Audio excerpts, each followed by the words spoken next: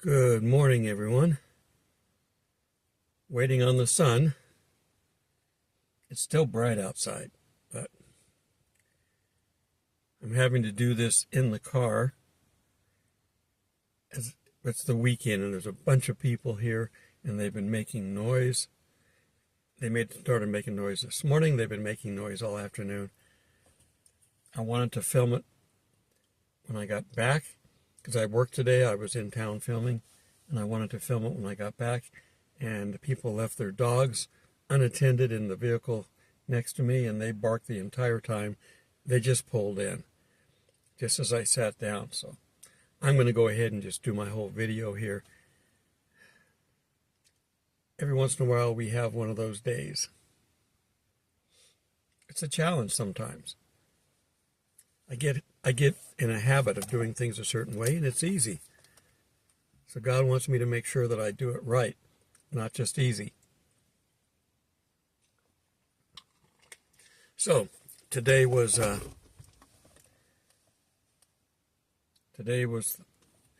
Yom Kippur ended.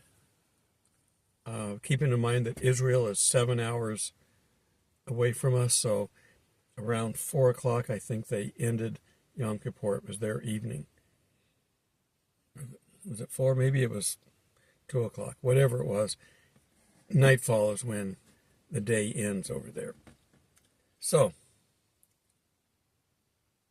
a relatively uneventful day, but a lot of people went to the Wailing Wall. A lot of people are up on the Temple Mount. There's more Jews paying attention now than ever before, and the war has kind of done that. So I think there's a method in God's plan there. In any case, the day ends with, a final reflection, thanking God for allowing the sacrifice so that people can be forgiven. This is the Jews' methodology. They're not doing it right because they don't have a temple. We know the curtain was torn. We know you don't need a temple. We're the temple. But they don't recognize Jesus because the same people that helped write the laws that they're following now were some of the people that crucified Jesus, and they didn't want him to get credit for anything. Evil at work. So, in any case, I hope everybody had a great evening and have a great day today. But in any case, you need to reflect. Always, every day, we need to reflect. We need to think about what God has done for us. All the rules and laws that God set up in the Old Testament for the people of Israel to follow so that they could achieve a connection with God. None of it worked. We have a sin nature. We can't be sin-free. If we could be, there was no need for Jesus to die for us. All right, so I went and filmed. Now, this time I wasn't acting in it. I was working the camera and working as a director and lighting guy for some other people to do some acting in. And I like to do that. I love to see creative people work. And God knows that I like that, so he lets me do it. And it's Star Trek, and it's wholesome. And you go, but it's still Hollywood. Well, it's not the Hollywood of today, for sure. And it's so wholesome that Nichelle Nichols, who played Uhura, who passed last year, she was going to quit because she really wanted to be a dancer. And this was a paycheck, but she wasn't getting the roles. And she saw Martin Luther King at an NAACP meeting. And she told him she was going to quit. And he said, "Don't do that. Look what you're doing for us.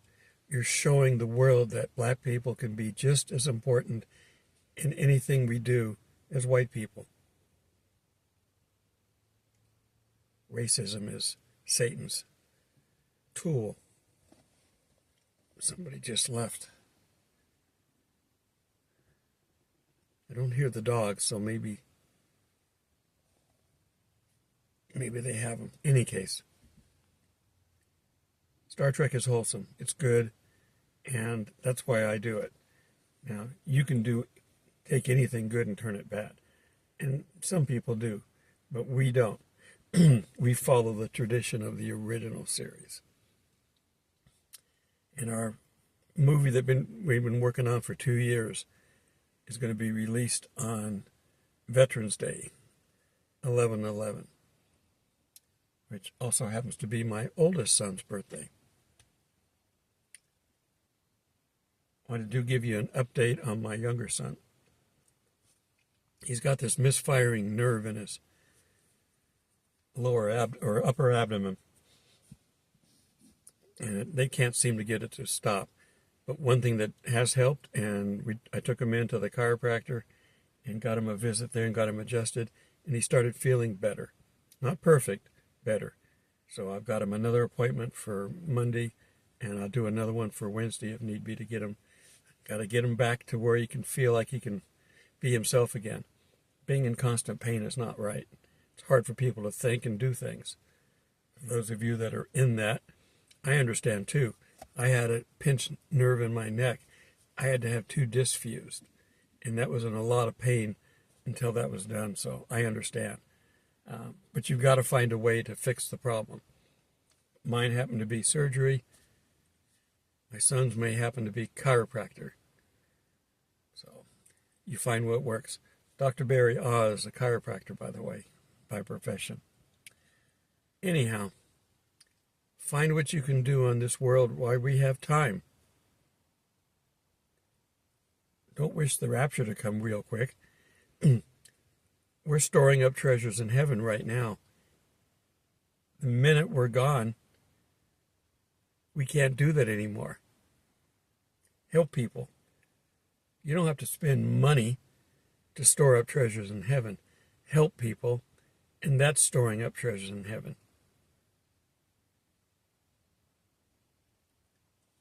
Just find a niche, find a place where only you can help. God will help you find it. But get out there and start helping people. There's a lot of people right now that are in desperate needs from the hurricanes. North Carolina, obviously, with all their flooding up there and washing out all the roads. But there's major damage in Florida. We had some major damage in Georgia. So find places that need help. And there are always going to be poor. That's one of the things that I've found in living in this camping life. It's just like living anyplace else. I've got well-to-do people over on the other peninsula in their big trailers, their, 40-foot trailers, whatever they are, big ones. They've got everything inside, beds and bathrooms and kitchen and living room and all that kind of stuff. I'm in a tent. Next to me are 2 pop-up trailers and a smaller trailer. And down from me are the people, including the one right next to me here to the left, where you've got to have a tent only and there's no power. So the people that I see coming in there are not the well-to-do. There's one guy over here in a trailer next to me, nice guy. He's had a stroke, and he's not able to work. So he lives this way because of that.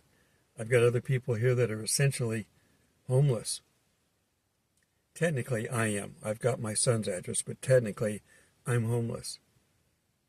I'm not complaining. I'm describing the situation. So I get to mingle with other people like me. And it's an eye-opener. I grew up not necessarily with a silver spoon, but upper middle class.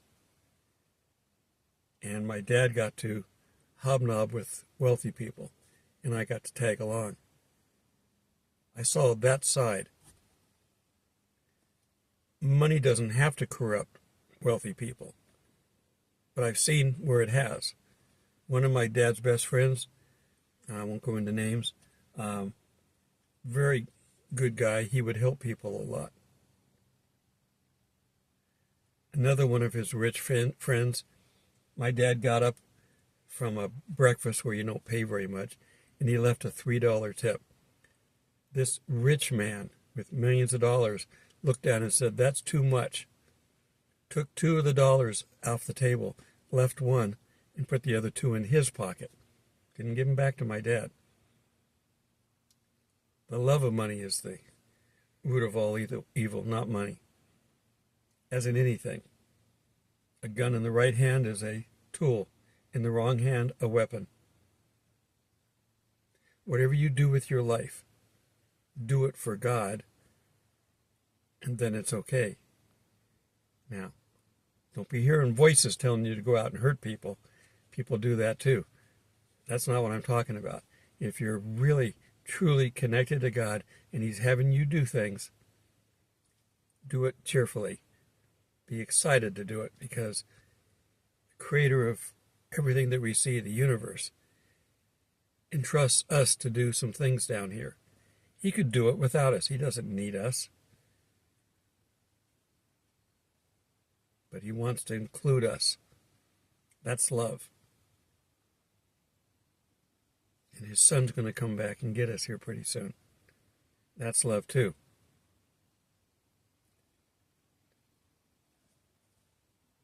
We're still waiting on the rapture. Doesn't matter.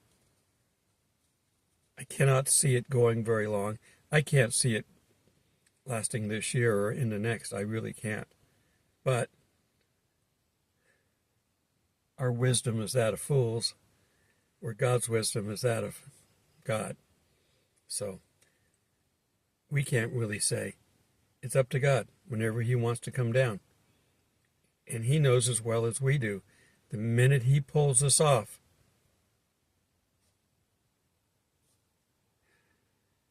hell will break loose, literally. A great time for us to leave would be prior to the election. If we're not here to vote, guess who's going to make it into office and who won't? I don't know if Trump is a Christian. A lot of these people, I don't know if they're Christians. They sometimes seem nice and do things that are right, but are they doing it for themselves or are they doing it for God? I don't know. But if you take off all the Christians on the world, including all the voting Christians in the United States, the good side won't win. I guarantee it. Especially because they're bringing all these people in to stack the deck. So, we don't know when we're leaving. And it could literally be just in the nick of time. As I've said before, we may be going up when the bombs are coming down. And just pass each other by. The timing could be, because it's God, could be that critical.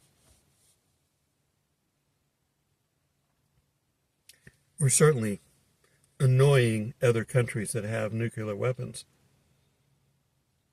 What if they decide to release them? What if Israel decides to release theirs? Got to get my full face in here. We know places are said to be uninhabitable in the Bible forever. That sounds like nuclear. Elam, the western coast of Iran, that's where their nuclear power plants are. They've also got underground nuclear enrichment sites there. Some of their experiments there. Hit those and that might just become very radioactive. But Damascus also. It doesn't have to be a bomb dropped by Israel. They could be transporting a nuclear bomb and have it go off. Same thing with Amman, Jordan. There are places that if they have an explosion, it will be following prophecy. God will take care of us. He will welcome anybody that comes to Him with open arms. But most of the world won't want Him. He told us that, so we've got that to to swallow. It's a hard swallow. How do you help people that don't want it? Even after the tribulation has been going for some time, and people are dying and people are suffering because of the tribulation, there will be those that will still raise a fist to God and curse him. It's hard to believe. We won't be here, but it's for them that God is allowing this stuff to continue in hopes that these people will finally see the light. That's love. To put up with someone who hates you in hopes that you can win them over. Sometimes it works, sometimes it doesn't. When it comes to saving people, our only job is to get the word out. The Spirit's job is to save people. So you just tell people what you know and what you've seen. That's all you have to do. A lot of times I'll disguise the Bible. I won't say this is from the Bible. But I'll use a phrase that, Revelation 3:20, behold, I stand at the door and knock. You know the verse. I can say, well, God has an open door policy. All you have to do is open it. What am I looking at? That's a firefly. Seeing a little light dash around. Well, I had a long day. I'm tired. This is obviously evening, not morning. It's okay. It just has to be ready by 6 a.m. in the morning. And when I finish talking here, all I got to do is to put my text at the bottom like I normally do and upload it. So I love doing this. Talking about God I love doing. There's no better subject. And God will inspire any of us. If you don't know what to say, just empty your mind and say, God, fill it with what you've got. Become an empty vessel. God pours in, and then we have to just pour it right back out. And if you need a crutch, the Bible is right there. Pick verses. You can't go wrong with good material. All right. I can't give you a date on the rapture. But God, it looks like it's got to be within the next month. Well, not even that long. The election is November 5th. But the new president doesn't take over until January. Was it 23rd or something? I forget now. We may know the outcome, but not have the outcome. If Trump gets elected, they can destroy the country in 2 months. They've already essentially destroyed it, but we're on the edge. I just got a new cat. Rapture Kitty's in the tent. I didn't bring him out here. All it takes is a cat to just walk over and go, and the United States is going to fall off the edge. We have no money. Everything's too high. People can't afford to live. And we have no way to defend ourselves. They gave away all of our military hardware to Ukraine. Now the money they sent over there, it'd come back as nice clean money, laundered. But they give away all of our equipment so that we won't have it. So that if we ever have to defend ourselves, we can't. They've gotten rid of all of our fuel. We couldn't mechanize our attacks because we couldn't put fuel in our tanks and our trucks. We barely have 3 days worth of fuel. And once we go to war in the Middle East, if we do, for some reason, they're just cut off what we get. And we're not allowed to use our own,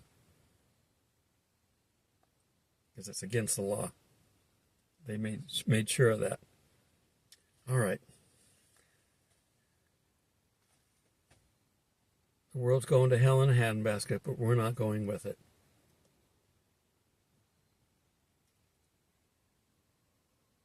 Click your heels together, Dorothy. We're going to go.